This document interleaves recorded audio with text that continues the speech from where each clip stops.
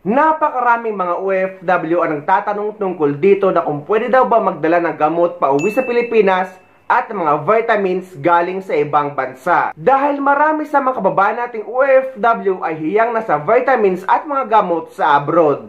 May mga OFW din na mas epektibo pa rin ang mga gamot at vitamins na galing sa Pilipinas. Ang sagot ay yes, pwede kayong magdala ng mga gamot at vitamins pauwi man sa Pilipinas or pabalik sa ibang bansa. Ilagay nyo lang sa inyong check-in baggage. Nakapagdala ko ng mga tagtatatlong banig ng mga gamot kagaya ng Bioflu, Newsep, Alaxan at iba pa. Yung iba nga ay naipamigay ko na. Pero guys, take note, kapag magdadala kayo ng gamot, ay dapat huwag nyong aalisin sa original na container or original na box. Pero kagaya nito na nasa banig ay okay lang yan, at least nakikita ang generic name at pangalan ng gamot na content nito.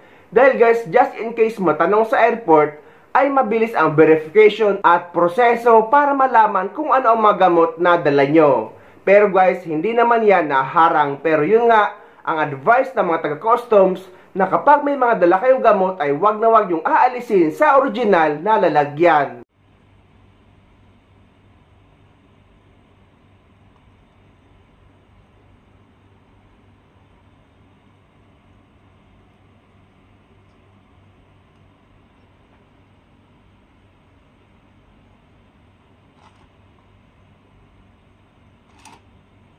Pero paalala na kung ang gamot na dala nyo ay mga gamot sa high blood, diabetes at iba pang mga sakit, ay dapat meron kayo dalang prescription o reseta galing sa doktor. Para just in case maharang or matanong ito sa customs ay may papakita kayong reseta. Sa mga nagtatanong naman kung gaano daw karaming gamot ang pwedeng dalhin papunta sa Pilipinas or pabalik sa ibang bansa.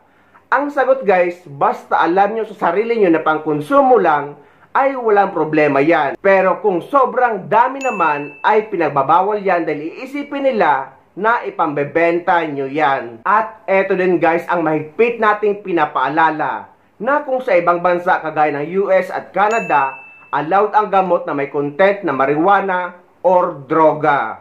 Pero guys, wag na wag nyo yung tatangking dahil hindi ito sa Middle East, lalo na dito sa United Arab Emirates.